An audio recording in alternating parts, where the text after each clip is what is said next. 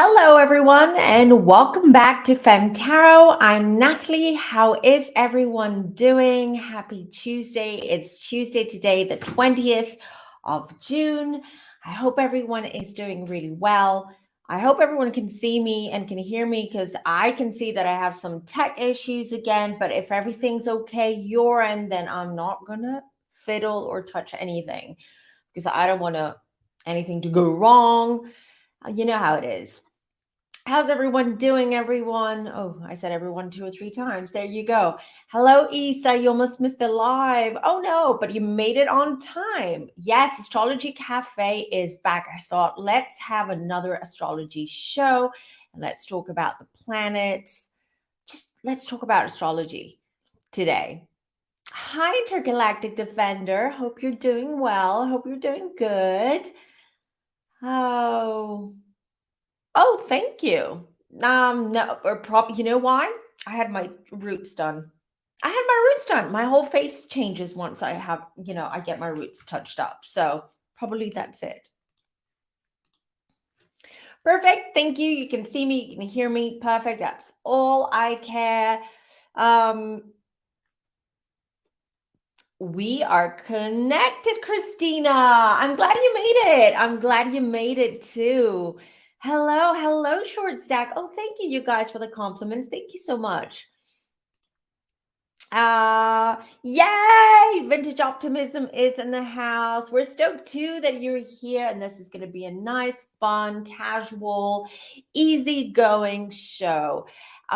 So grab your drinks, grab your snacks, grab your crystals, whatever it is that you want. And we'll just talk about the planets, about astrology, how you guys are feeling, what's going on, anything, everything, and anything. Wow, everyone is coming in. Hello. Happy afternoon, or good afternoon and happy Tuesday, or happy afternoon and good Tuesday. Yeah, I get that Shakira vibe. She's an Aquarius too. So when I get my roots, like I hate it. I know people like it when when you have that shadow effect from the roots. I mean, this is not something that you know I I don't like to see my roots, but some people like it because it just it's the Shakira effect, right? Because I wasn't it like 10 or 12 years ago that Shakira started this trend where everyone was purposely creating roots, right? They were just like, dyeing roots, even if they just on their natural hair color, just so they have that effect. Hello, Lana. Hello. You caught another live. Yes. Told you. So it's summer season, you guys. So I'll be doing lives, not just on the regular Fridays and Sundays. So keep an eye, just keep an eye out on YouTube. Make sure that your notifications are on because I'll be just doing lives whenever, I can, whenever I feel like it, whenever there's something to talk about. So but I'll try to let you know ahead of time as well. Yeah, maybe that's Shakira's fault, another Aquarius. Hello, Michelle, and welcome. Hello, happy Tuesday. And before we start, I want to remind everyone, do your deed, you guys. Do your deed, which is subscribe and like. Let me just take this out of the way. Let me take that out of the way too. So yeah, don't forget to like this video and subscribe if you're new here. And if you're new here, hello and welcome to the family. Right, you guys, how's everyone feeling? How's everyone doing?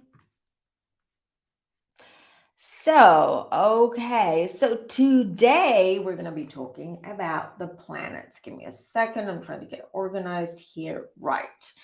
So last time, if you remember, episode 1 of Astrology Cafe, we talked about the houses and the significance of houses. So this show, pretty much, this segment of the channel is pretty much dedicated to astrology. I'm not an astrologer, but I have studied astrology for myself. So I'm self-taught. I learned astrology when I was around 12 years old. I can read natal charts. I read them astrologically, like, following the astrology of it all. And at the same time, I also use my intuition when I read natal charts, other people's natal charts. And actually, a natal chart is just a great way to read someone's energy and understand how they are, who they are, how they react, what kind of person they are in general. And also you can tell a lot about how compatible they are to you. So this segment is pretty much dedicated in teaching you the basics so you guys can start learning how to read charts, natal charts, starting with your own. All astrologers, anyone who studies astrology or is learning astrology, you start with your own chart because you know yourself better than anyone else. So that's the way to start. It's the same with tarot. You don't start off by reading for other people. You read for yourself first. And when you're comfortable and you feel that, the information, the meanings of the cards, everything is flowing through you very smoothly and easily, that's when you start practicing with other people. Same goes with astrology as well. But I cannot do predictive astrology. And mind you, you guys, I know it's considered a pseudoscience, astrology, but it does take up to 3 or 4 years to become a professional astrologer. So this is no joke. There's so many elements, so many things about astrology that you've got to learn and understand and grasp. You have outer planets, inner planets, you have the trines, you have the squares. What do these mean? Each constellation, each trine, everything has a different effect, and there's a different energy to it. So there's a lot to learn, but we'll start with the basics for sure, and we'll take it from there.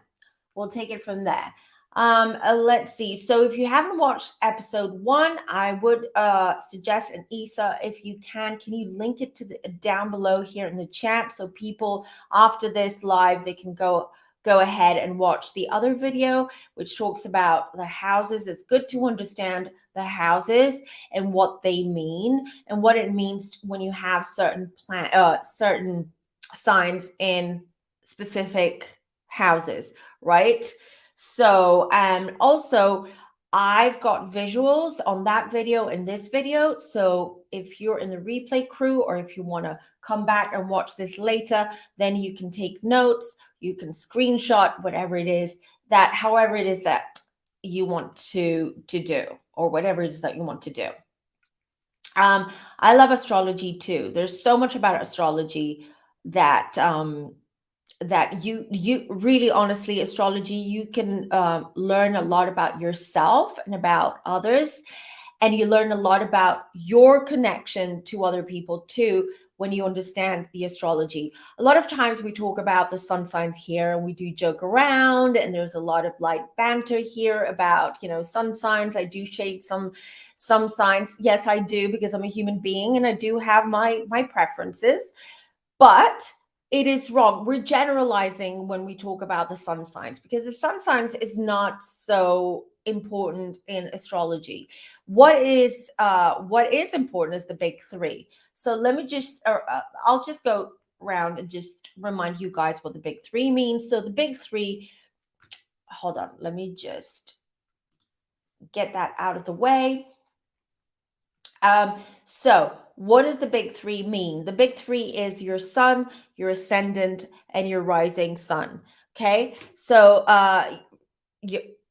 your sun, your ascendant, which is your rising sign, and your moon. All right. These are the big 3. This is basically the basics, what you need to know about you, your chart, your sign.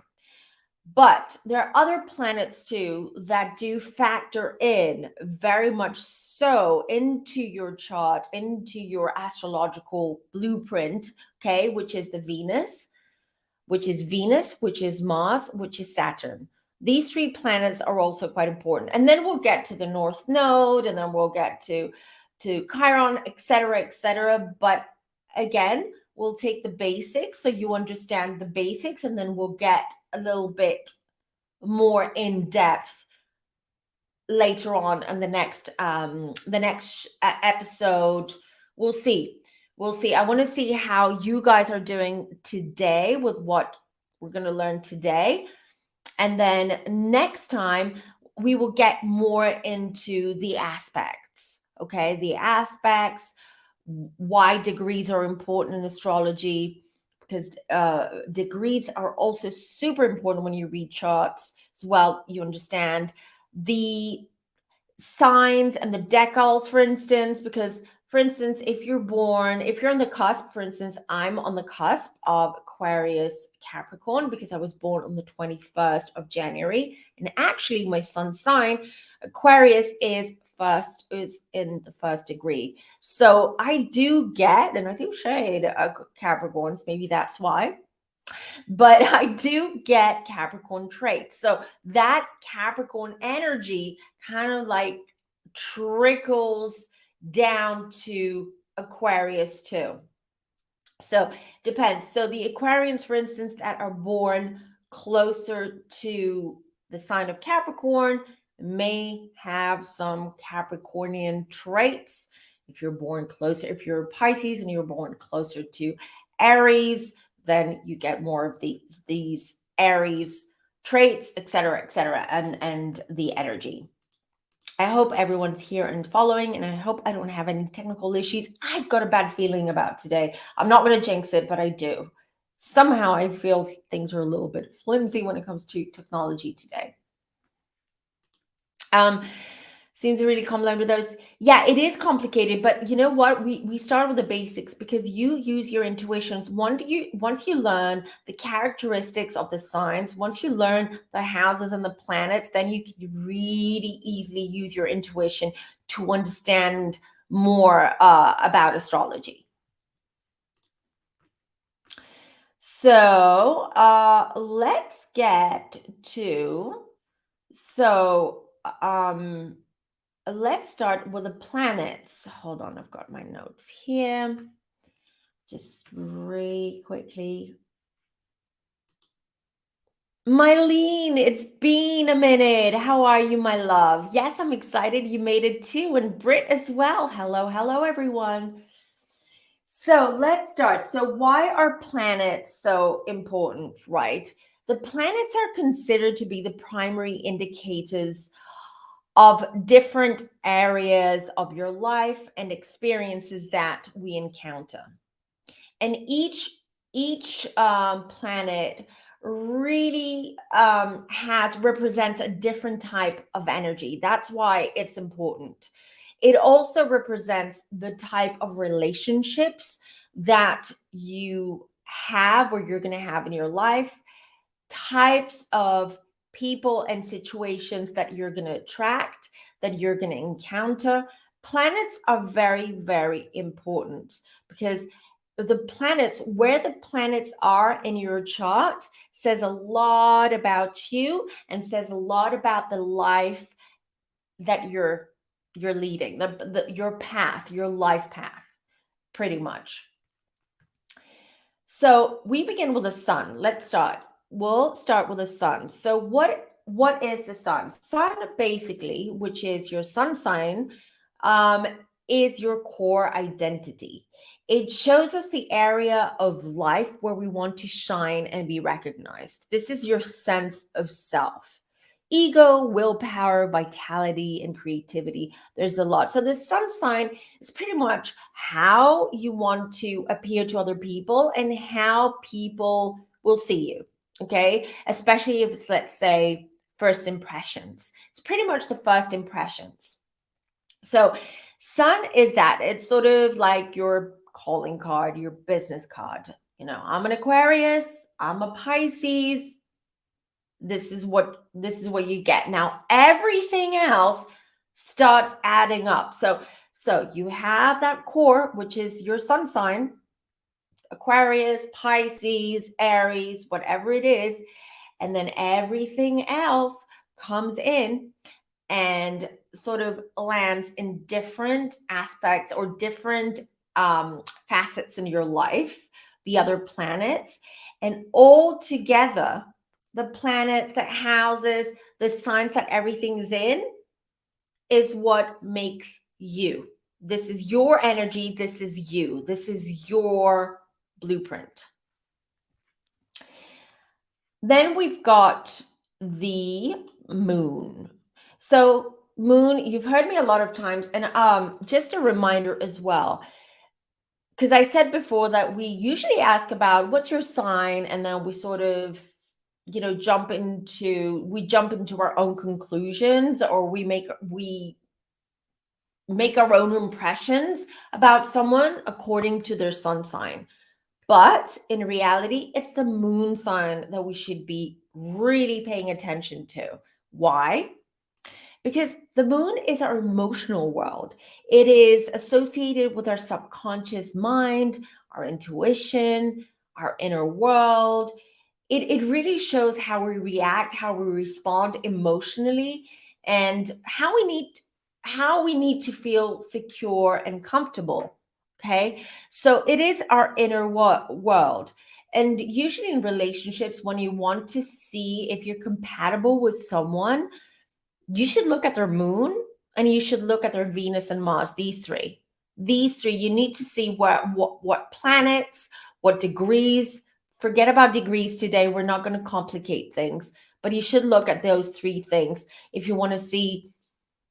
If you meet someone new, for instance, and you want to see if you're compatible, or how this relationship is going to unfold, you look at those. Moon is very, very important to your chart. Then we've got Mercury.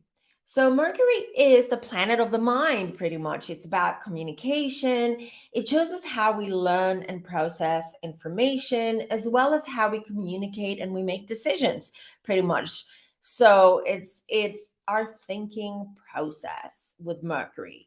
So this if you wanna understand someone, if there's someone in your life that you don't really get sometimes, or you don't understand the way they think, um, look at their Mercury. Look at their chart if you can, if you have their birth details, for instance, their birth information. Look at their Mercury, and you'll understand a lot about how they think, and generally how they go about in life, every day, because it's about how they learn, how they encounter their own experiences. It's a lot of that. So you understand, you can also see, you can understand a little bit about the background too by looking at Mercury.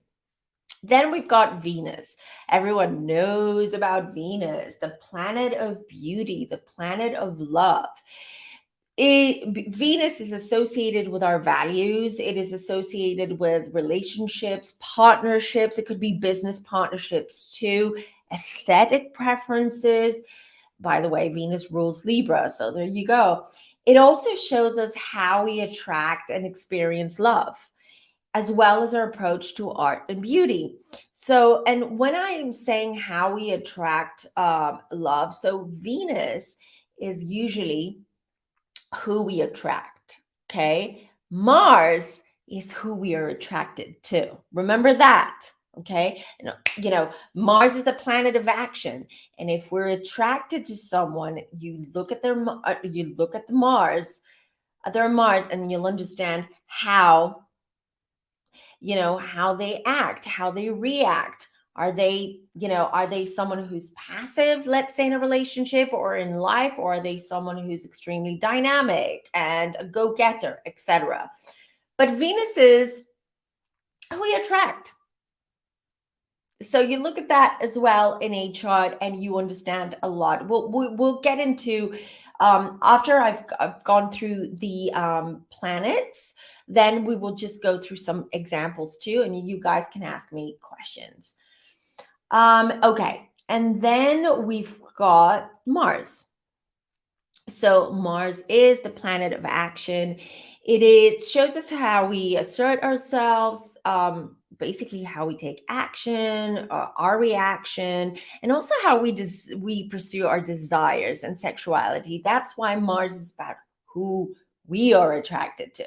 Because when we're attracted to, and let's say you have an active Mars or a sign, let's say like Aries, if you have Aries and Mars, oh boy, you'll just go after anything that, anything that you find attractive, and you'll just go for it. You're a hunter. You're not gonna, you're not gonna slow down. You're not gonna be coy. You're not gonna be diplomatic. You're gonna go for it, for instance. But at the same time, with Mars and Aries, that means that you're someone who probably gets offended easily, or you have a short fuse, or just generally you don't mince your words.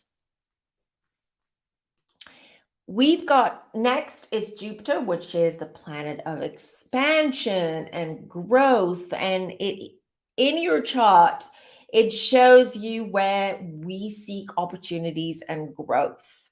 It also shows us, and we can also understand and see our ability to have basically faith and find meaning. And it is connected to religion as well. And sort of you can understand a lot about someone's background or someone's religious beliefs, or just generally their beliefs and morals and values by looking at their Jupiter in their chart. Then we have Saturn. Saturn is the planet of structure. It shows us where we need to work hard. Yes, we know Saturn can be a tough teacher. And it's all about how to learn how to be disciplined, how to learn boundaries, to set boundaries, or how to learn our own boundaries, and all about discipline too. Saturn is tough. That is, he's like a tough granddad, I would say. Like a granddad that gives you tough love. He's not very affectionate, not very emotional, but he's there to teach you lessons through experience, through putting you through certain experience, certain things or challenges in your life.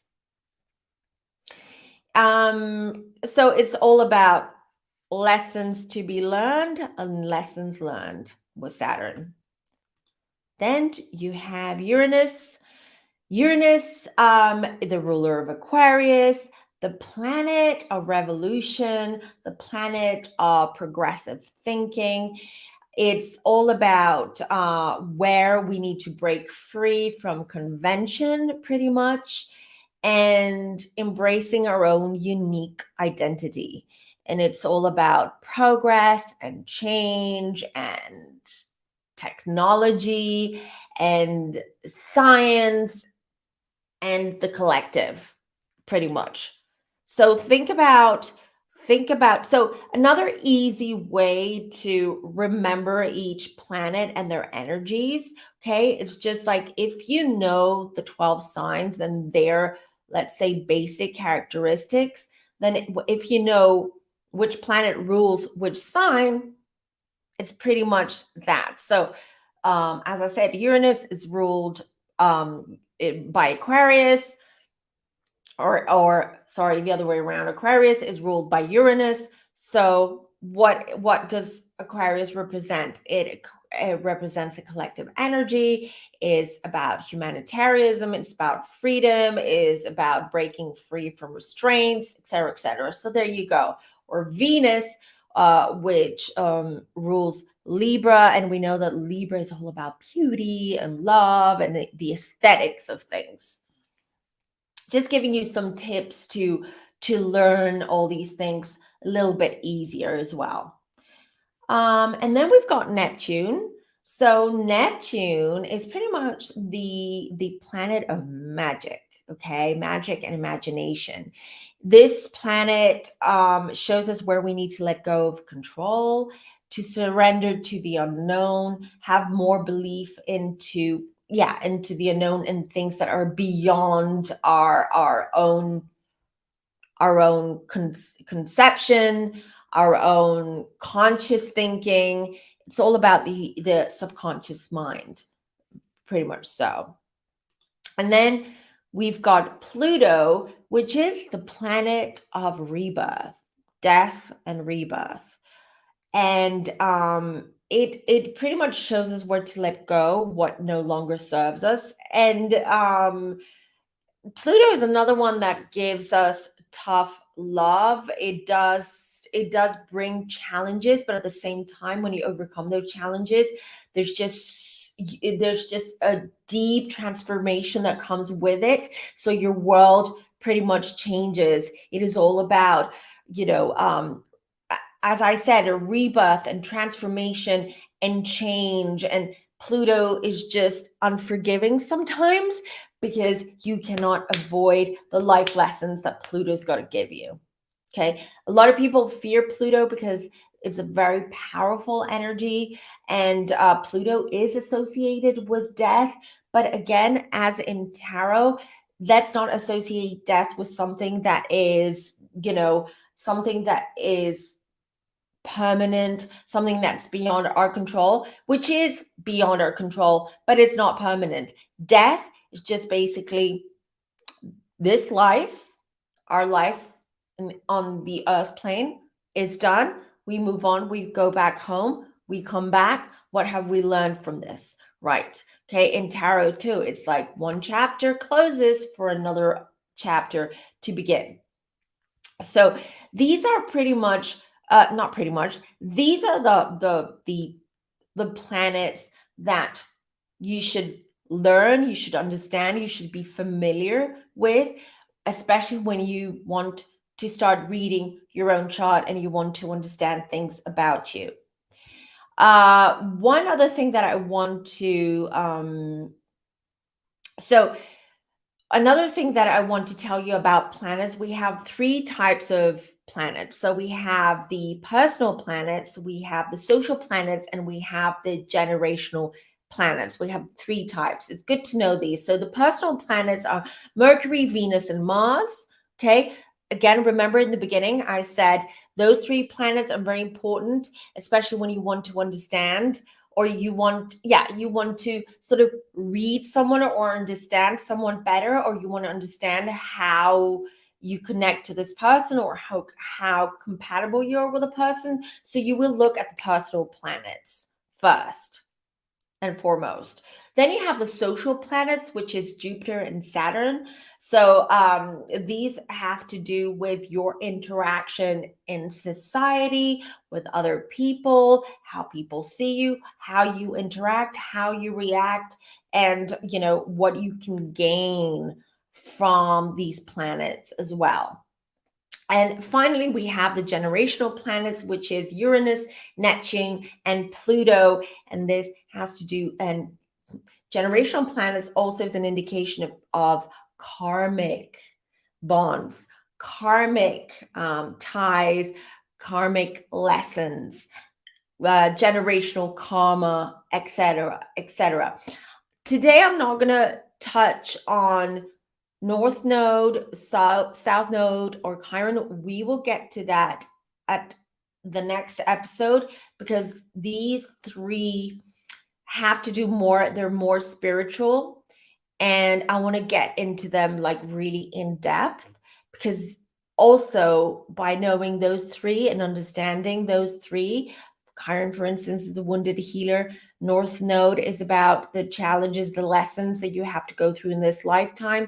South Node is past life. So there's a lot there that I want us to get into, but I want us to get to focus on those three specifically. Whereas now we're looking at the planets. Really quickly, though, hold on. I'm looking at my notes just to make sure that I haven't forgotten anything. All right, hold on. So do you guys, I'm going to look at the chat in a minute, but do you guys, I just wanted to show you this. This is sort of like a little cheat sheet of a zodiac wheel. All right, so maybe you can screenshot this as well, or just take a note of this, or just take take down the timestamp for this, and you can come back to this wheel. I need to post all these. I'll post all these. I'll make a note of it. I forgot last time. I will post all these on Discord on my channel. Everything is down below, so you can find the channel. There's a link there. I want to add all the stuff that we talk about here there, so you can have access to all that as well. So before I go on, I want to look at the chat because I can see that there is a lot going on in the chat and I don't want to miss anything. Let's see. Okay, May, my sun, moon, Mercury, and Venus is in Aries. Whoa. Whoa, May. Strong woman, strong. You know what you want. You're very assertive, and no filter. Absolutely no filter. Love that. My Mercury is also in Aries. Wow, you guys. We've got a lot of Aries Mercuries today. To learn more about what it all means, your Venus is also in Aries. Oh, wow. You know what that means, Isa, by the way? So if your Venus is in Aries, you tend to attract more like people that are less, I'm going to say this so it doesn't sound bad. You attract like people that are more immature and not on the same sophisticated level as you. That sounds horrible, and I don't mean that. I don't mean that way. I just mean that you just tend to attract people that are less mature than you and more how am I going to say this? So more rough around the edges, shall I say? I think that's a better way of saying that. I have Pluto in Scorpio. That does not sound good for some reason. Well, Pluto does rule Scorpio, so that means that you've got some karmic stuff going on. You have some karmic stuff going on, and this lifetime, especially when it comes to interpersonal relationship, this life is going to be tough. There's a lot of tough lessons to learn. Yeah, as long as you're aware of it and you know of that, and you're prepared, then that's fine. It doesn't mean, again, you have to look at the whole, you have to look at the whole chart, at the whole wheel to see what's going on. Because yeah, Pluto is in Scorpio. And what degrees is it in Scorpio? What else? What do you have any other planets in Pluto? What is going on? You have to look at it more. You have to look at the bigger picture as well. Happy birthday, Coco Eyes. Your birthday's coming up. So is it end of June or is it in July? Sun and moon are Pisces, moon in Libra. Saturn is going retrograde in Pisces, by the way, until November 4th. What does this mean? This is going to affect you, especially moon and Pisces.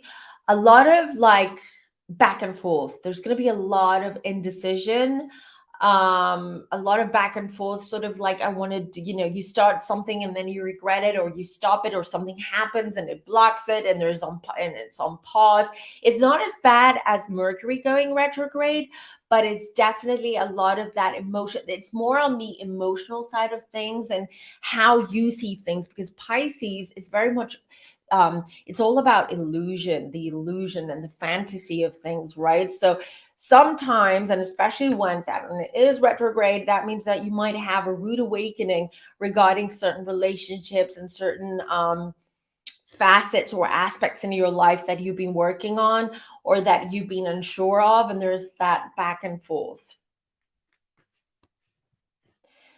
Yeah, it's but it makes sense. It makes sense. You know what I mean? This is between me and Issa, guys. Sorry, I don't have secrets for anyone, but I can't talk about other people's personal stuff. Let's see. I was once told I have Jupiter in Scorpio and don't know what that means.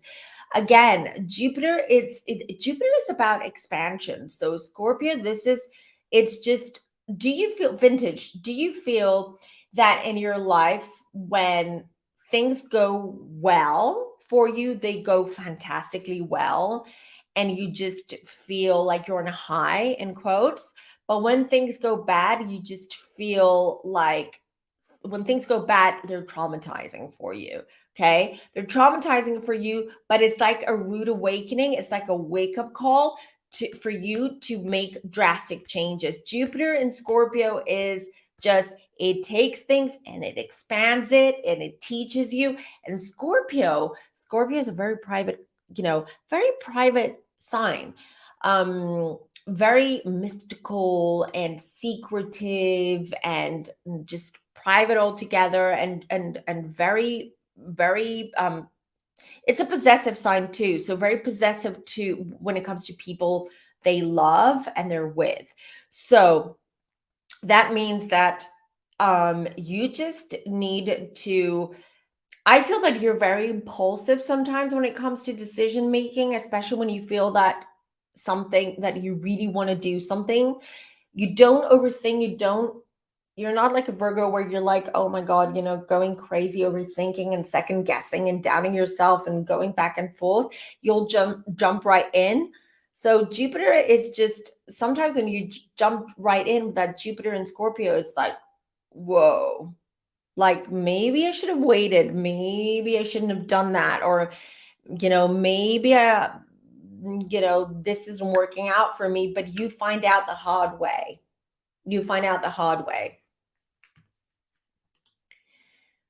Scorpio is a tough sign to have generally.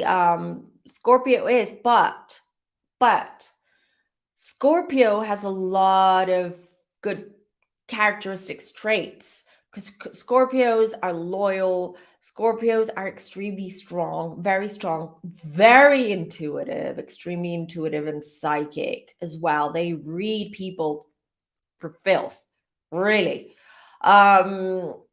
And very, and I love their sense of humor. I love Scorpio's sense of humor because they can be dry, they can be sarcastic. Yeah, right up my alley as well. Coco Eyes, your birthday is coming up soon. Yes. Anything special planned for your birthday? Can you please do another live on the age of Aquarius? I'm having a hard time drinking it with my mindset. Yes, that's a very good idea, and I will do gladly. Of course, I will definitely do that. Maybe this week if I have time, maybe even on Sunday. We'll see. Yeah, I'll definitely do it ASAP. I really want to talk about it, and I want to talk about collectively what's going on as well. I've been thinking about it today. There's a lot. I need to start making notes. I've been channeling some stuff too. I just want to share with you. We'll do a live for that. Okay, so you have Aries, Sun, Moon in Cancer, and Ascendant in Pisces. So you have a lot of water, you're very intuitive yourself. You feel and understand energy. I also feel that you're a healer yourself, Lana. That people are drawn to you, even strangers. Like people come to you when they have issues or they need a little bit of guidance or support.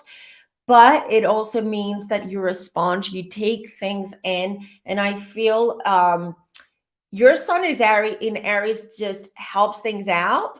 But at the same time, I feel that you sometimes have a hard time setting boundaries or getting rid of other people's stuff, like, energy and junk even. So that's a tough one. Whoa, Mercury, Mars, Venus, and Taurus. Love that. You know why? People might not find you easy to get along with. Not that you're difficult, but it's because that you're closed off. You know what you want, you won't budge. Okay, you won't budge from your own values. You won't budge from your own opinions, especially when you've made up your mind about something, and you're very direct, not rude, direct. So not everyone can take that energy. It's a very, very strong energy. It's very in your face energy. that you have with Mercury, Mars, and Venus. But Venus in Taurus is that you are someone who's looking for love, but not, I don't feel that in your relationships it's about, whirlwind love or, falling head over heels for someone. It's more about the companionship and the stability and the security that you're looking for. And you're very honest from the get-go when you meet someone regarding that. Mercury and Mars means that you want to have your shit together. Okay, you want that, and you expect that from other people. Sometimes you, with that Mars in Taurus, sometimes it can be that the way you say things, people might misinterpret or might feel a little bit offended.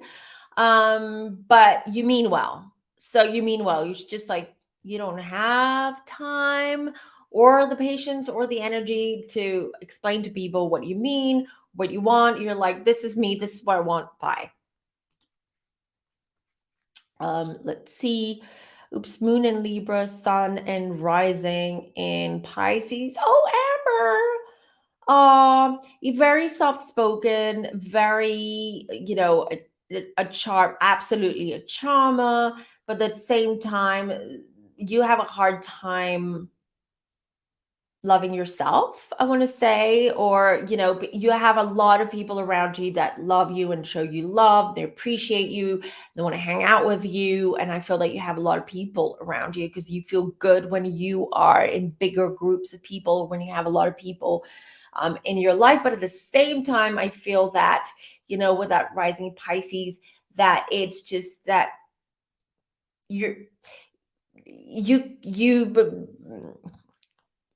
just can't set boundaries. You can't say no, you can't set boundaries, and people feel that, see that, and they can sometimes walk all over you. Sometimes. Um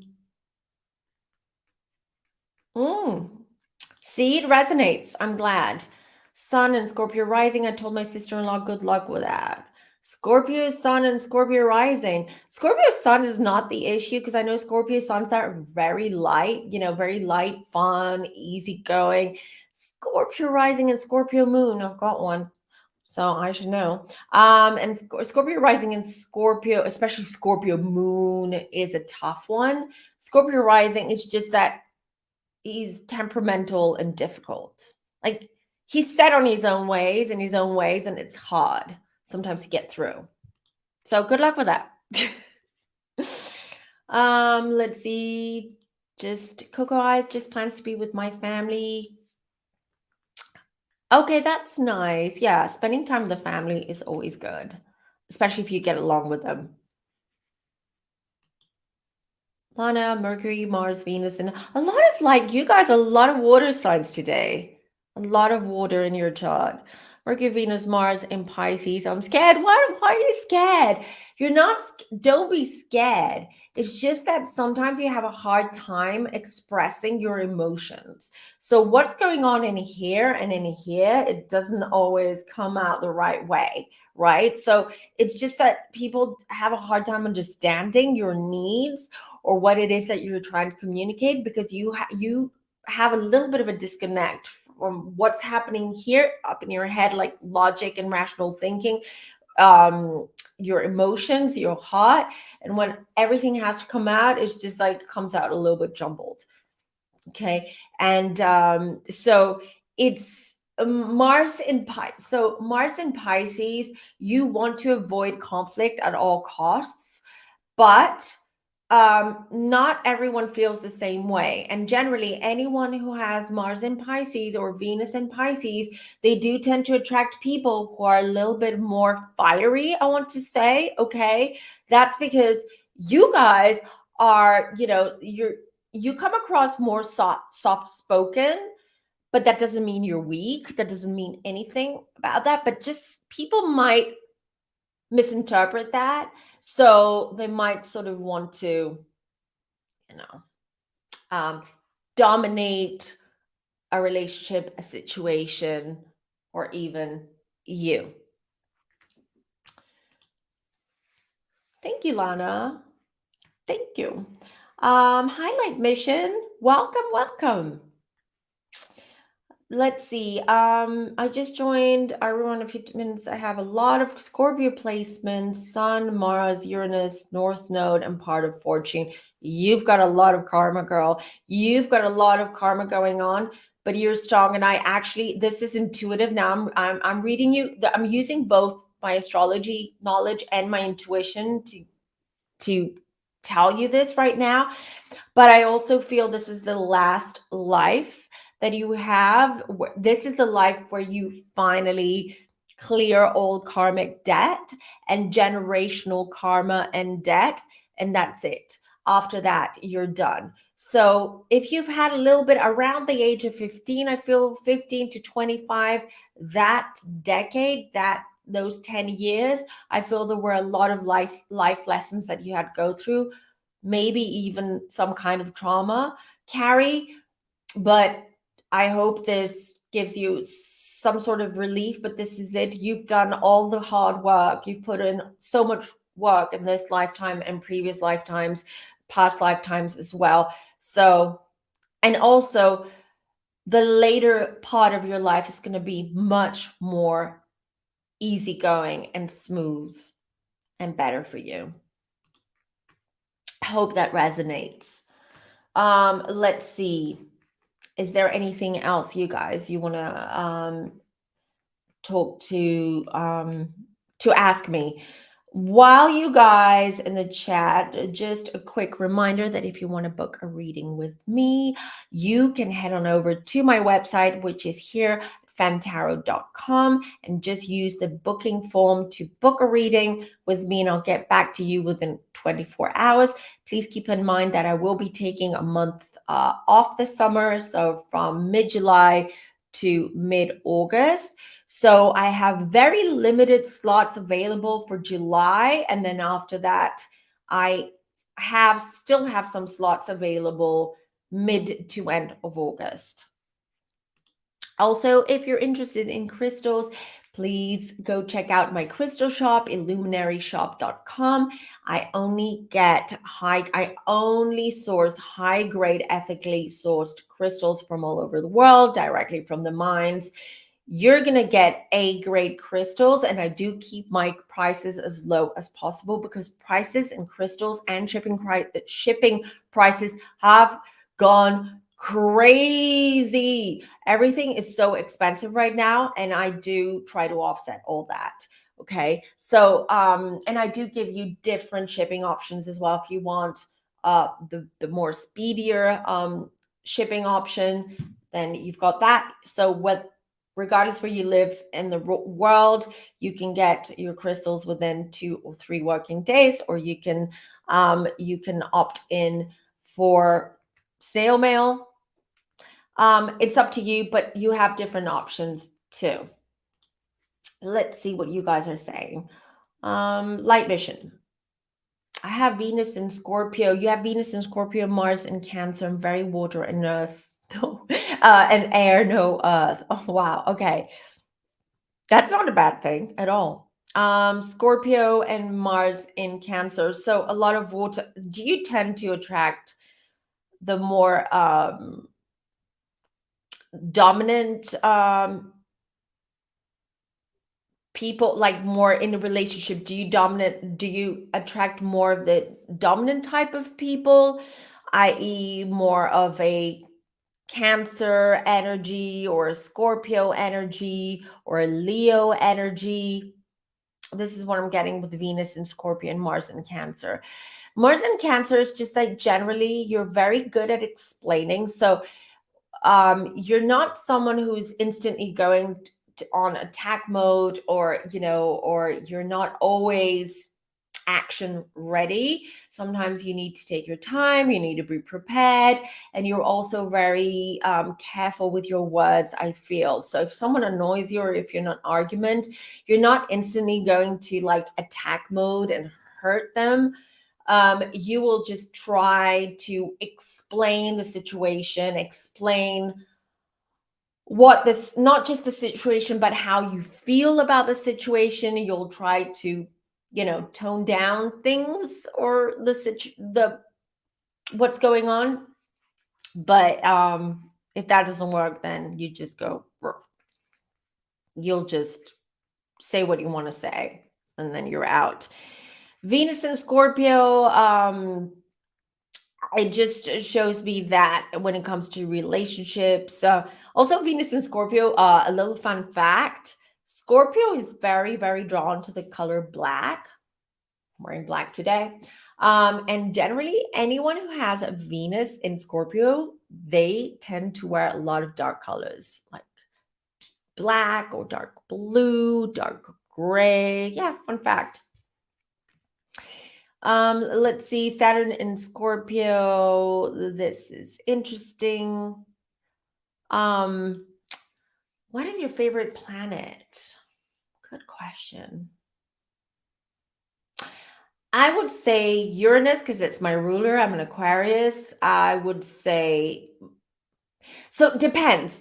So when I'm looking at someone's chart, like when I'm reading someone's chart, the favorite planets that I go to are Moon and Mars. Okay. But when it comes to my own personal preference, it's Uranus and Mars and Moon. I'll add Uranus there too. I'm glad it resonates. Let's see. Sun, Aquarius, another Aquarius, Christina. Hello, Aquarius sister. Moon, Taurus, Mercury, Aquarius, ascending Aries. Wow, wow, wow. Powerhouse. You're a powerhouse. You're someone who's like, if this isn't working for me, if you're not working for me, bye. Next. You're not going to sit around, puff about, waste your time. You put your energy where you should put your energy as well.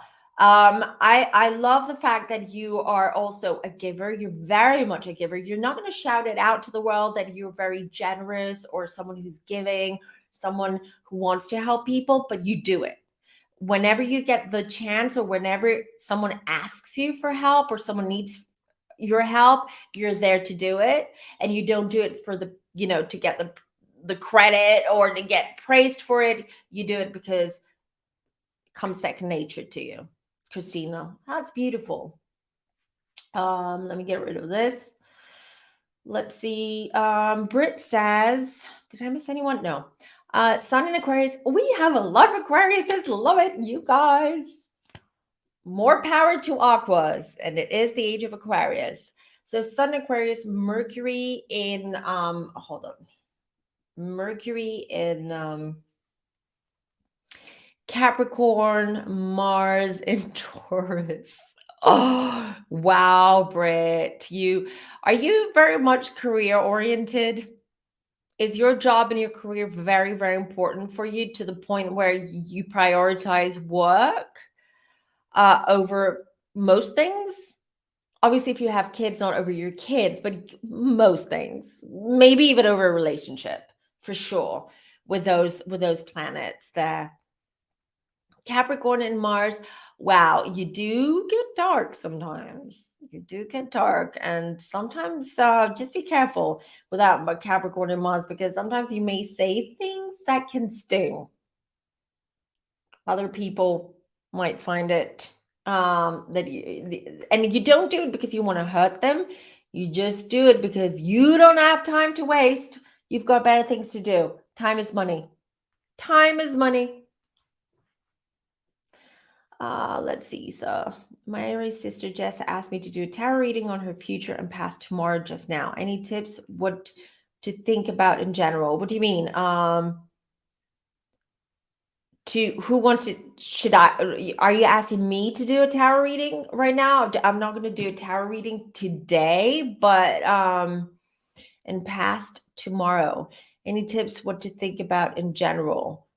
If I'm understanding correctly, so is she asking you to do the reading for her and you just want some tips of what to look at?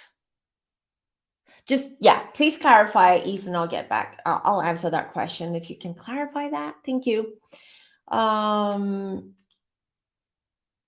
Yeah, thank you. I do have an offer until the 20th. Oh, today's the 20th. There you go. So last day, 30% off on the crystals, by the way. So last day today. I might extend this summer offer. It's just a summer sale that I have on, because I want to, sort of renew my stock as well. And I will do that when I get back from my holidays. Let's see. Marcy, Leo rising, Libra sun, Virgo moon. You must be so much fun to hang out with. Virgo moon, but all about everyone's business because people come and confide in you, but people don't know your deep dark secrets or every nook and cranny of your inner world. That's for sure. But Leo rising, Libra sun, to me, you're so much fun to hang out with and be around because you're just like, let's do it, let's go, let's do it, I don't care, you won't be reluctant at all. um let's see, what does Saturn in Scorpio mean? It means that you're very, very, although you try to be very, very structured yourself, because Saturn is about structure. It's all about lessons and, giving tough love. Saturn gives us tough love. But in Scorpio, because Scorpio is all about, tends to bring everything in. Okay. And Scorpios do tend to be self-destructive because of how they are emotionally and how dark they can get sometimes because they just think about everything. And that, if you think about the Scorpio, will come out of its little hole or its little cave or its little, sanctuary there, will come out, check out what's going on. If it feels threatened or if it doesn't feel comfortable, it will sting you, or it will be in attack mode, and then it will retreat. That's what Scorpios do. Now Saturn is going to give you a tough life lesson with that Scorpio, teaching you to be less emotional, less introverted with your feelings, less reactive with your feelings, and more structured, because Scorpios are not structured. They're not that so structured. Water sign, Scorpio sign, very much about mysticism and the occult and more of the shadow of things. So Saturn is there's a lot of like, sort of I'm going to say it, a lot of pressure that you feel that is added on you. I feel, intergalactic defender, that a lot of times you feel like the universe is punishing you. The universe is not punishing you, but this is how it feels. And it always feels that you have to put more energy, more effort, more of everything to achieve something or to get what you want or to create an environment around you that you feel safe in. I hope that makes sense. Light machine, yes, very accurate. I wear black all the time. There you go. I'm wearing black now. Uranus scares me a little. Uranus scares everyone. That's why he's one of my favorite planets. Yeah, because if something scares me, I'm going to make them my best friend. Yes. You know why? Because that's how I will get to know more about my enemy, in quotes. I'll get to feel more comfortable and I will get more familiar with what scares me. So I will be less scared and I won't put that energy towards Uranus. So don't be scared of Uranus. Okay. It's Uranus is just like, think about Aquarians. Uranus is very much about, come on, everybody, get rid of your restraints and constraints. Come on, let's all get together and let's fight for our rights. Let's fight for what we want. Let's fight for this planet. Let's fight. Let's just generally fight and create something new. But Uranus does it in a way not very tactful. Not very tactful. It's like big, loud. It's like, I'm here. That's what's scary about Uranus, because Uranus doesn't give you sort of like a warning. It's just like when Uranus wants to get in, he'll get in and he'll give it to you. Yes, and he is disruptive.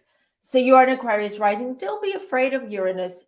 He's ruling your sun sign, your rising sign. So rules my sun sign. Yeah, it's tough, but Uranus at the end of the day, when you understand and embrace Uranus or your Uranus or wherever, whatever, sign it is, then you can see the benefits. You can see how Uranus can help you.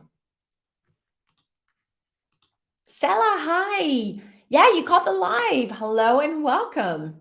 Again, a reminder for those who just got in, please like this video and subscribe if you're new here. And if you're new here, hello and welcome to the family. So, Lady Reverse, Sun, Taurus, Moon, Cancer, Rising, Virgo. Hold on. Sun, Taurus, Moon, Cancer, Rising, Virgo. All right. Okay. So, you like the comforts in life. Okay, with that Taurus, you love your food, you love your home, you always make sure that your home is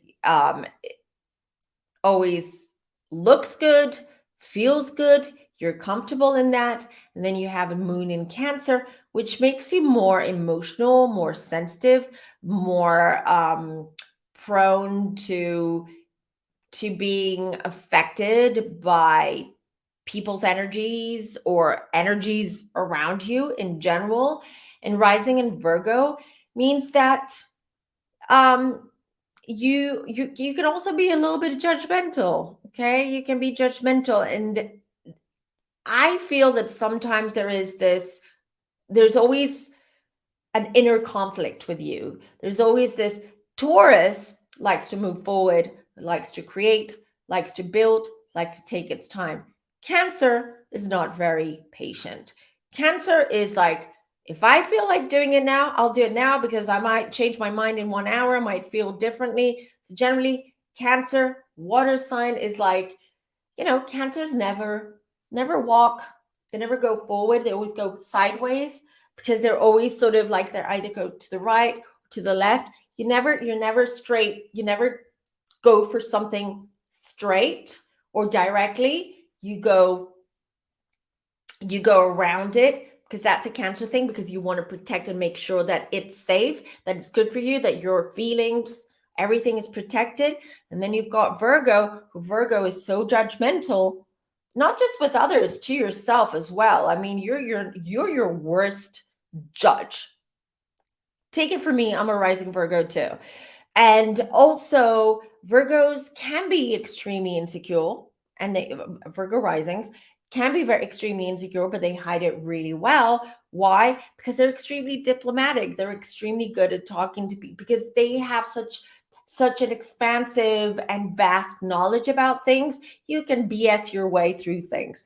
But here, with these three big threes, I just feel that there's always a constant, push and pull, tug of war inside of you, and an inner conflict.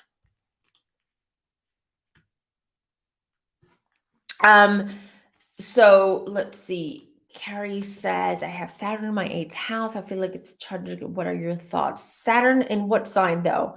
Saturn in 8th. Listen, Saturn is, it means that you're very specific. This is what makes it a challenging placement for you. It means that you're very, very specific about what you want to pursue, what you want to receive from others too. Not what you want to do, but also what you're expecting from others. Okay.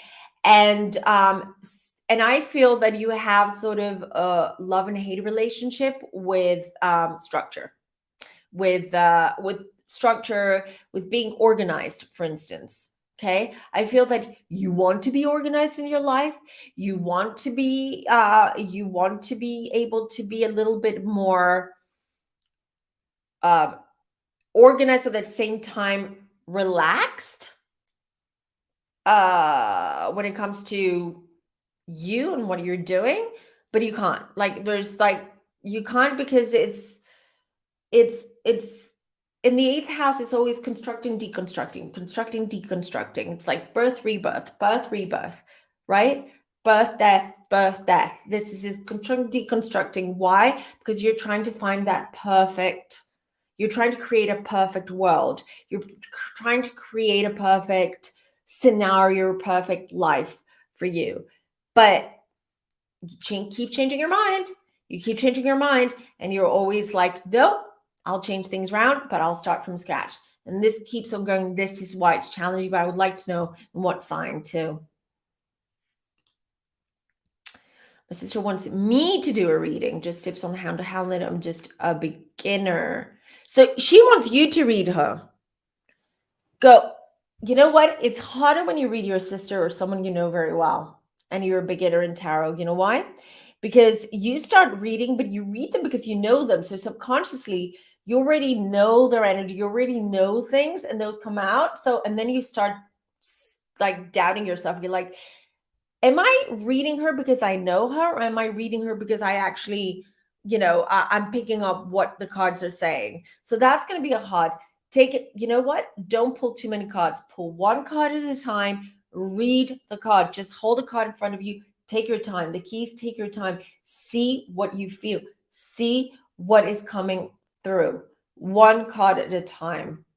Okay. And take it. Forget that you're reading for your sister, that you're reading your sister. Just pretend you're reading someone that you don't know. And actually, this is a good tip. If you're a beginner in tarot, always practice reading on other people, but try to avoid people that you know well, like parents, siblings, husbands, partners, etc. Because it's tougher that way. Because someone you don't know that well, they will validate. They were like, oh, that's spot on. How did you know that? So that gives you incentive. That really gives you a boost. You're like, oh, I'm reading this really well, so I'm doing good. With your sister, it's like, am I reading her, or is it because I know her? I know her that well. What did you miss? The planets. We're talking about planets. People are sharing where they have their planets in their chart. And I'm just, we're just talking about the planets and the significance and the energies and how to understand your own natal chart by understanding what each planet and each house means and represents. Uranus and Neptune energy feel very similar to me. Yeah, I often confuse them when interpreting charts. Have you experienced that? Yes, absolutely. Absolutely. Yep, absolutely. It could be because they're conjunct in a lot of people's chart. I get confused too. Neptune is like the younger cousin of Uranus. Like it's similar energy, but like milder with Neptune. Neptune is a little bit more forgiving. Uranus is like that principal that you had at school that was really, really strict, but he loved his job. Like he cared for his students. He wanted the best for his students, but he wasn't very like his ways were unorthodox. He showed a lot of tough love. That's Uranus. And then Neptune is like the little I would say like the intern or the younger cousin who's just like following on Uranus's steps, but much milder energy and more forgiving in quotes energy. But yeah, you're not the only one. Let's see. Britt says, can you one day do a live on spiritual warfare and how to overcome it? So much me. Yes, actually, you have to go back to some of my older videos because I have touched upon that. I have talked about a lot of that spiritual warfare and how it's right in front of our noses and what's going on. I don't remember which ones. The unholy video is one of them. I feel there's a Kardashian one. You know what? Let me just add, I will have to go and find them and I'll add them in the comments down below and I'll pin it in the comments. But yes, I do want to, but we are winning the warfare. We are winning the war. The light is winning the war. Yes, I think I will do a live where we're going to be talking about the age of Aquarius, what is going on in the world right now, collective energy, spiritual warfare. We're going to talk about all that and I will do it fairly soon. So this week, hopefully latest by Sunday. See, do a deep dive to my birth chart, but I know I'm Pisces, Sun, Taurus, Moon, and Sag rising. Pisces, Sun, Taurus, Moon, and Sag rising. Sag rising is driving you up the wall. I'm sure it is. Okay, because you have Pisces, wants security, wants to be loved, wants to be around people. Taurus sometimes goes in hermit mode, very picky, very, yeah, selective sometimes. Takes its time, and then Sag is like, get me out of here. I want out. I want adventure. I don't want to, I don't want to be tied down to anything or anyone. I just want to be me, free spirit, fire, fire, fire. So there must be a little bit tough on you, Danny. It must be tough on you, but I feel that Taurus moon is grounding you for sure, and it's giving you that sense of security and then and confidence that you have. And then you have Pisces and Sag, who are very polar opposites, and it's like, oh, you must be exhausted energetically. Yes, summer solstice eve. Tomorrow is summer solstice, you guys. This is love, love, love. So you know what? Summer solstice, take out your crystals, take them out in the moon, even during the day, but make sure they're not exposed to direct sunlight. Your crystals, not good.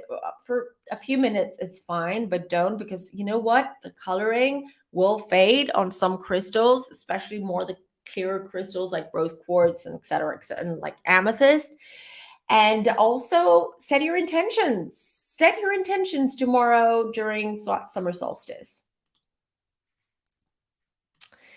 My sister Virgo rising, Libra sun, moon Virgo. Listen, Virgos are wonderful people. Very giving, very generous, very, perfectionists. If you're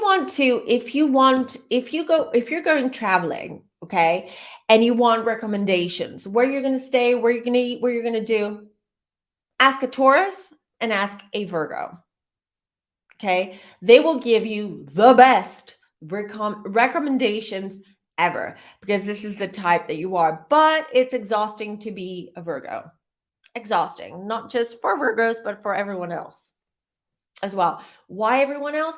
Because Virgos don't tend to share what they're feeling or they're thinking, and they aren't very expressive, and they are perfectionists, and they are always like, looking for the next best thing, and they do want to create a name for themselves, create something for themselves, and they're always in this like rat race. They always feel exhausted. And they always worry about their health, their body, their looks. Virgos, chill. I'm a Virgo rising. We have to chill. We do. My daughter's a Virgo. You cannot imagine. Oh my God, she's not even 12 yet. And oh my Lord, she acts like my mom. It's incredible. Not just my mom, my son, her brother's mom too. Like, she scolds him. She tells him off. She puts him on timeout. She rats on him all the time. I'm like, can you stop that? Just don't do that. It's okay. Thank you for letting me know what your brother's doing, but just don't do it. Because if I was your brother or if I was your sister, I would be super annoyed. So just, Virgos. I'm so judgmental on myself. I know.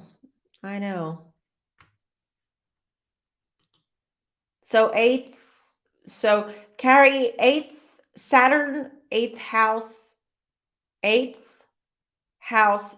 Saturn in 8th house in Leo, right?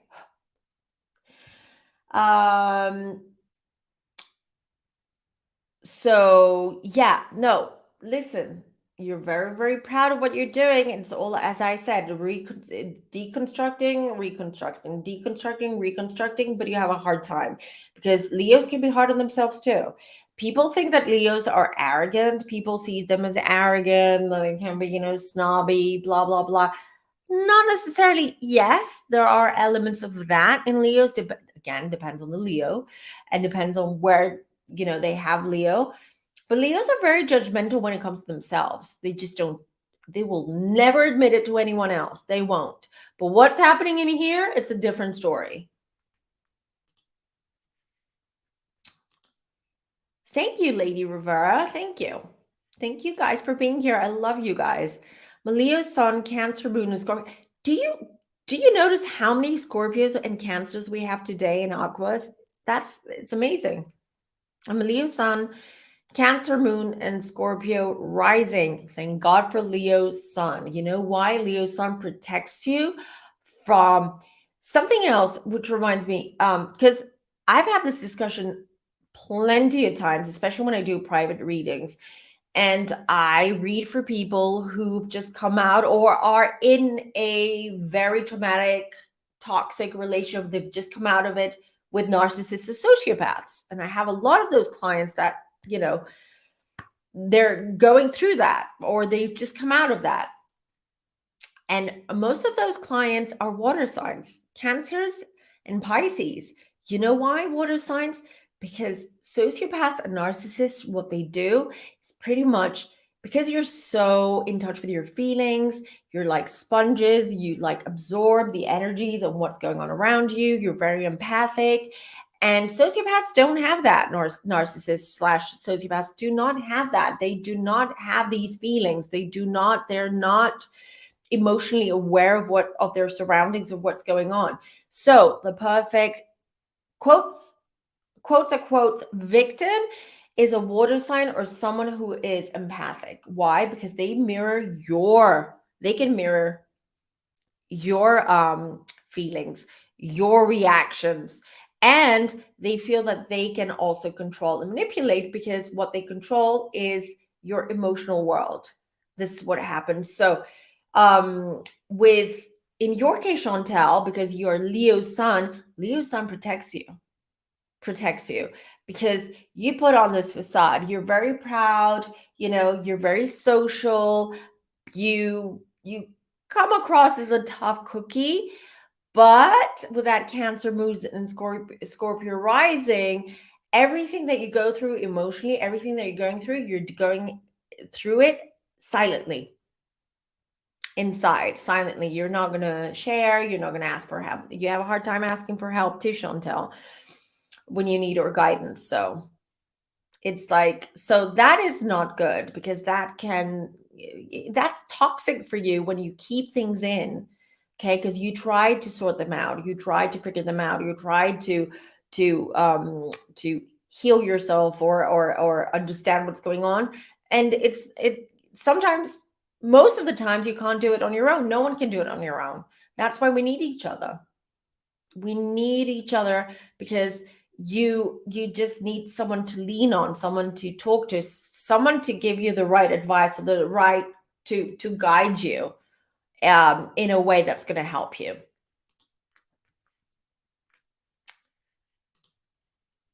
Aries Sun, Aquarius Moon, Virgo Rising, Intergalactic Defender. I'm not worried about you, girl, because you're like, you'll just, you know what? If anyone needs some cleaning up in their life, let's say if they need to clean up, maybe it's the wrong word, but if you need someone who's going to maybe take you by the hand and help you sort out things in your life or give you advice or give you a pep talk or be your cheerleader. Intergalactic Defender is one of them. Aries Sun, Aquarius Moon, Virgo Rising. Why? Because she's never gonna say, she's able to detach from her emotions, okay? And she's able to say, all right, I can deal with this. We will deal with this because I'm not emotionally attached to that. And then you've got that Aries Sun, and you're like, nope, let's go. Let's go for it. What are you waiting for? Let's go. Don't waste any more time. Let's do this. Don't overthink. Virgo Rising is like extremely resourceful. So Intergalactic Defender, you're the girl, you're the person that you're a solid friend, a friend that you will always find solutions for people, for your loved ones, for your friends, loved ones. You will always be there. And sometimes you just, without even having a plan, you're like, let's go. You're very welcome, Carrie. I'm glad you all find this, helpful and insightful, and it helps you understand um, more about you, your chart, and astrology in general. Each summer, keep putting work hard to tread lightly. Thank you. Yeah, just pull. Don't overwhelm yourself, because that's very easy to happen when you are a beginner reader. Just take it one. You know what? Start with an oracle deck. Don't start with tarot. I would start the reading with an oracle deck just to warm up. Just take any deck that you have that is not tarot, pull some cards, just warming up, just so you get that connection, so you start building on your confidence, and then pull some tarot cards, but one card at a time. Don't try to do a three card spread or 2 card spread. One. Trust me.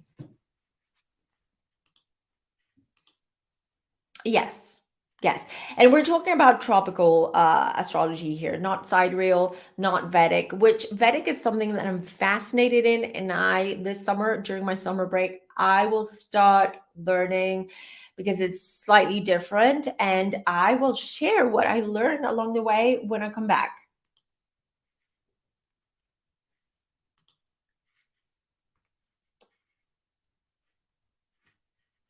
Hold on. Is Uranus in Scorpio significant? In what way? Uranus is significant. Any planet in any sign is significant, but in what way do you mean that, Lana? Let's see. Oh my God, hold on, Stella. I'm a Leo with Mercury in Leo, Sun in Cancer, Venus in Virgo, Uranus in Libra, Pluto. Okay, that's a lot. Hold on. That's a whole chart. I have to look at your chart because you've given me a lot here, but I could give you a little bit of a sort of like a rundown of what's going on here. Venus in Virgo and Leo in Mercury. Listen, no, that's a good chart actually. Did you are you in a relationship? Have you been in a relationship with, or were you in the past in a relationship with like a high school sweetheart or someone that you've known since you were young and you've been together for a long time? Or also, I also feel like it could be possible with Venus and Virgo, by the way. Mind you, another little fun fact is that usually Venus in Virgos, that Venus Virgos, I don't know how to say it, but they tend to get into relationships, or they tend to be attracted to older people. Okay, so more mature people, older than them. I don't mean older like geriatrics, but older than them. So a Leo with Mercury in Leo, Sun in Cancer, Venus. Wait, where's your rising? Sun, Venus, Uranus, Pluto in Virgo, Neptune in Scorpio. Yeah, no, I mean, there's nothing. You're like, I don't know what that means. Well, there's nothing here but I don't know your rising, but I would rather look at your chart to see the degrees and the angles, etc. But just generally, you're someone who, if you put your mind to something and you start something, whether it's a project or a new job or anything that someone trusts you with, you will go you will go the whole 9 yards. You're very, very specific. You are very reliable, extremely reliable too. Someone who generally, you know what you want and you know how to get it. It's just sometimes you might be a little bit lazy. Sorry. Um, did your cover spiritual warfare? I think so. I think in there for sure, absolutely for sure. So you should watch that one too. I have to go back. So Isa and Gabby. Well, Gabby's not here today because she's out of town. But Isa, if you do have the time, I will try to do that as well. If we can just go through some of those previous lives. I think 27 Club, Piano Holy Music Industry is the other one, and there's a third one. We need to find the third one, and then I'll link them down below.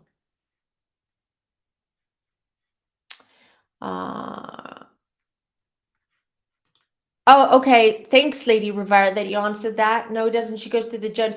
Okay, so I thought it was in. We'll find it. We'll link it. We'll find it. We'll find them and we'll link them. Hi, Ronnie G. You're in hermit mode. A lot of people in a hermit mode right now. As I said, Saturn in Pisces retrograde. I mean, until the 4th of November, it's going to be a little bit of a like back and forth. Hermit, no, I want to go, I want to come out of hermit mode, and then you're back in, out, in. So, hello, Elizabeth. How are you, my darling? Right, you guys. So, because oh my God, it's been an hour and 25 minutes. So, you guys, you know what? I'll take two more questions, and then we'll wrap it up. We'll do this again. Anyways, we're going to do the next live. We'll do the live on spiritual warfare and Age of Aquarius. Like I mentioned, last question. I have Saturn right on my ascendant line face and Venus conjunct my midheaven. What are your thoughts on those planetary placements? Saturn right on my ascendant line. What's your ascendant on Venus conjunct my midheaven? Are you having do you have a hard time with relationships generally, not just like romantic relationships, but overall relationships? Do you feel that the deeper you get into a relationship, the more distant or more disconnected you start feeling, or from that other person as well? Do you also feel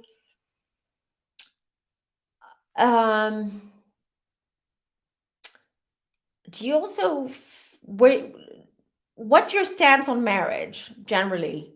Because I have a feeling that you're someone who's like, I'm not sure if I want to commit in that way. Yeah, you do want a relationship, your companionship, etc. Like, but you want like an equal partner in your life, and you don't want to be tied down through those contracts that maybe religion or society imposes on us. What else? You conjunct my midhaven. Yeah, I mean, if it's conjunct your midhaven, then there's a lot of life lessons regarding your interpersonal relationships with other people, whether it is a romantic relationship, family, or friends. It's about how you work and build on those. And also, I feel that there must have been trauma in your life when you were younger too, which you're now starting to work on and in a way overcome in a conscious way. Hope that makes sense. Right. You're very welcome, Marcy. You're very welcome. You're very welcome, everyone. I love doing these lives. I really do. I absolutely do. I love connecting with you guys. Good. I'm glad this is all helping everyone to understand. Definitely just go back and rewatch and take notes. My previous video as well, the first episode of Astrology Café too. Just take notes and then start looking at your chart. I've got it here somewhere. I want to show you. Is it here? Hold on, give me a minute. I want to show you how I started learning astrology. I have books, I have notebooks, and I've done so much work. No, where is it? Okay, I don't know where it is. It's not here. I thought it was probably in the other room, but next time I'm going to show you my notebook. I also have somewhere in a box my first notebooks, the first journals that I had when I started learning astrology, and it was so basic and so cute because I was like 12 years old. And it was just like, putting bullets down like Aquarius, distant, not emotionally attached. I would write stuff like that. And then I would put like little, the symbols next to it. It's really cute. But obviously now, my notebooks are a little bit more sophisticated than that. And I do a lot of work work. I write everything down. Even with tarot, I have tarot books and journals where I write things because I want to, you guys, that I want to create my own tarot deck. So I keep a lot of notes, and I do when I meditate, when I read for myself, when I connect with different decks or new decks. So I suggest you do that, you guys. That's the only way you learn, just learn the basics. And then I'm a proponent of being self-taught because I self-taught myself a lot of things. Astrology, tarot in a sense, piano lessons, guitar, a lot of skills that I taught myself. And in my opinion, this is the best way, but this is how it works with me. I'm an Aquarius after all, remember? I just don't like people just like telling me how to do things. I don't like too much structure. I like to have the freedom to do things the way I want to do them. And that's the way it is. Oh, Stella says, yes, I was with a college sweetheart off and on for years. There you go. See? I'm in a house, Uranus and Scorpio significant in my chart. Oh, Uranus and Scorpio significant in your chart. Well, it is a bit of a conflict there. So Uranus, Scorpio, you do tend to, I feel that you have these misfortunes in life, like these things that happen, that there are these misfortunes that completely throw you off your energy. They throw you off energetically and psychologically and emotionally as well in life. But Uranus is important because Uranus, as I said, is the planet of structure, and Scorpio is ruled by Pluto, which is about the planet of rebirth. So there is a conflict there because Scorpio is not much about structure. It's a water sign that it's ruled by the element of water, and then you have Uranus, who is just very structured and very like boof, like in your face. So it is significant because I do feel that these, like as I said, these like bumps along the way, they're not big enough or hard enough for you in order for you to change things. I feel that you have to hit a lot of walls or a lot of bumps before you take initiative or you decide or you realize that you need to make big changes in your life. So what does that mean? That a lot of times you feel stuck, you feel you can't make decisions easily or just make some changes easily, and it's something that you have to learn to recognize before you hit the wall and make those changes before you get to that point. So that's like laziness. It was all like, you're welcome. Yeah, Leos do tend to have a little bit of that lazy streak. They do. I mean, Leos, think about them in nature, like in wildlife, like they, it's the lionesses that do all the work, not the lions. They're the hunt, they hunt, they take care of the cubs, etc. Okay, you guys. So, okay, Carrie says she's looking forward to the yes. We'll be doing that as well because I want to focus on those because those are more they're more significant when it comes to spirituality and understanding your life path and understanding your own karmic debts and your karma, etc. And that's why I want to focus on those three specifically on their own. So we're going to definitely another video on the houses too. It's a very, very, so if you go, I don't know if you watched the first video with the houses, it's very detailed. There's a lot, but if there's anything you guys want me to add to that, or there is more information that you need me to talk about and share with you guys, just please let me know. Sella, oh, right. That's why we're doing this. That's why we're doing this. This is about understanding you, understanding your life path. Also, it's for you to realize, all of you watching this, that you're not alone. We have a beautiful community here. We have an absolute, and we're here for each other. Absolutely. Even the guests, even people that I collab with, you see that I pick and choose who I always like. When I see new creators and people that I follow, that I see something in them and energetically I'm drawn to them, I will bring them on the channel, because I also want to give them a chance to be in this corner of YouTube, and for you guys to get to know them on in a different way, right?